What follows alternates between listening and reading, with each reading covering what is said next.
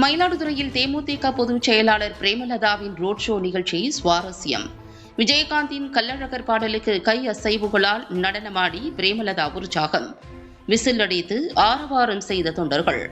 விஜயகாந்த் வேடமணிந்த அவரது குரலில் பேசி நடைபெற்ற கலை நிகழ்ச்சி பார்வையாளர்களை வெகுவாக கவர்ந்தது. பிரேமலதாவின் கன்னத்தை கிள்ளி முத்தமிட்ட பெண். மயிலாடுதுறையில் தேமுதிக பொதுச் செயலாளர் பிரேமலதா விஜயகாந்த் உள்ளம் தேடி இல்லம் நாடி பிரச்சார பயணம் மேற்கொண்டார்.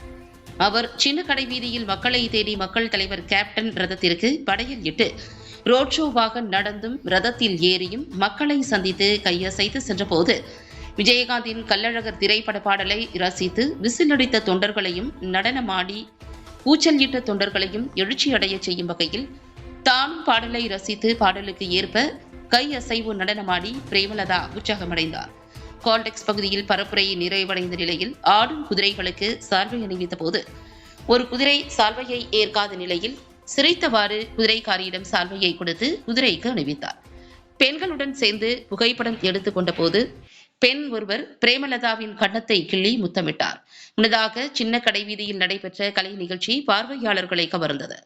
ஈரோட்டைச் சேர்ந்த தேமுதிக நிர்வாகி ஒருவர் விஜயகாந்த் வேடமணிந்து விஜயகாந்த் திரைப்பட பாடல்களுக்கு நடனமாடி நடித்தும் விஜயகாந்த் குரலில் பேசியும் கூட்டத்தினரை கவர்ந்தார். தொடர்ந்து குத்தாலத்தில் நடைபெற்ற நிகழ்ச்சியில் பொதுச் செயலாளர் பிரேமலதா நிகழ்ச்சியை ஒருங்கிணைத்து ஏற்பாடு செய்த நிர்வாகிகளின் பெயரை படித்தபோது, அப்பா, இவ்வளவு பெயர்களா?